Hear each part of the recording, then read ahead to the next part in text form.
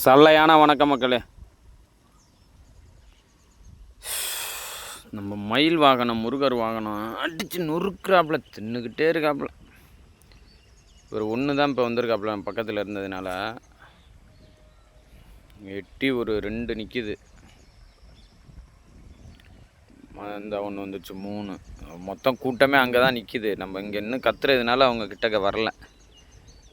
இன்னும் ஒரு 10-15 நாள் ரொம்ப கேர்ஃபுல்லாக பார்த்துக்கணும். ஏன்னா கடலையும் மேலாப்லேயே இருக்குது. இப்போ 2 வாட்டி சீச்சிச்சினாலே கடலை தெரியும், அப்படியே கொத்தி எடுத்துரும். ஒரு 30-40 மைல் வந்து சீச்சிச்சின்னா என்ன ஆகும்? அதுவும் காலையிலையும் சாயந்தரம் தான் முன்னாடியெல்லாம் வரும். இப்போ எல்லாம் எனி டைம் வருது. எப்போ வருதுன்னே தெரில. நம்ம சத்தம் போட்டாலுமே அது போக மாட்டேங்குது, வெடி வெடித்தாலும் போக மாட்டேங்குது. பார்க்கலாம். அது கொஞ்சம் நாள் கொஞ்சம் கஷ்டப்பட்டு அதை விரட்டி விட்டு பாருங்கள். அங்கே போய் சீக்கிரத்தை பாருங்கள். இங்கேருந்து ஜூம் பண்ணுற பாருங்கள். பாருங்கள் சீக்கிரத்தை இப்போ நீங்கள் கண் கூட பார்ப்பீங்க.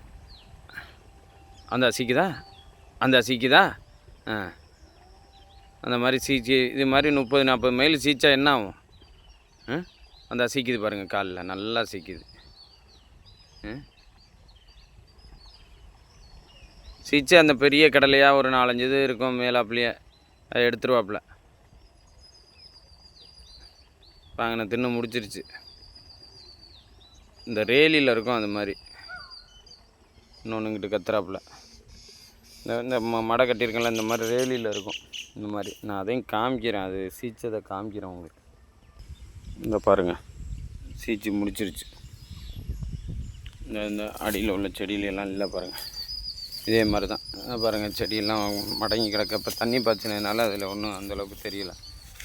இந்த அங்கிட்டெல்லாம் பாருங்கள், இங்கே ஃபுல்லாக இங்கே பாருங்கள். சீச்சிருக்கா, இந்த சீச்சிருக்கா, இந்த கிடக்கு ஓடலாம்.